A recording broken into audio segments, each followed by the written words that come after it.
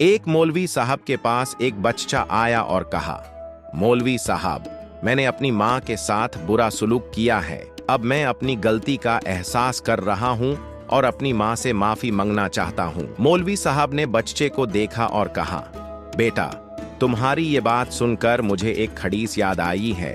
रसूलुल्लाह सल्लल्लाहु अलैहि वसल्लम ने फरमाया है, माँ की नफरमानी से अल्लाह की नफरमानी होती है। तिर्मिज़ी। अब तुम्हें अपनी माँ से माफी मांगनी चाहिए और अपने आप को बदलने का फैसला करना चाहिए।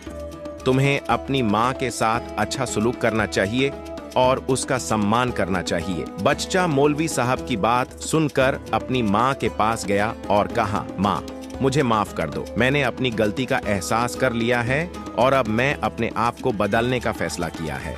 माँ ने बच्चे को गले लगा लिया और कहा, बेटा, मैं तुम्हें माफ करती हूँ। अब तुम्हें यह याद रखना होगा कि अपनी माँ के साथ बुरा सलूक करना गलत है। तुम्हें अपनी माँ के साथ अच्छा सलूक करना चाहिए और उसका सम्मान करना चाहिए।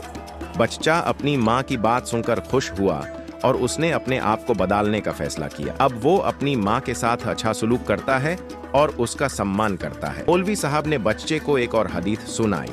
रसूलुल्लाह सल्लल्लाहु अलैहि वसल्लम ने फरमाया है, जब तक तुम अपनी माँ की नफरमानी नहीं करते, अल्लाह तुम्हें अपनी माँ की नफरमानी से बचाता है। बुखारी। बच्चा मौलवी साहब की बात सुनकर अपनी माँ के साथ अच्छा सलूक करने का फैसला किया और अपने आप को बदलने का फैसला किया।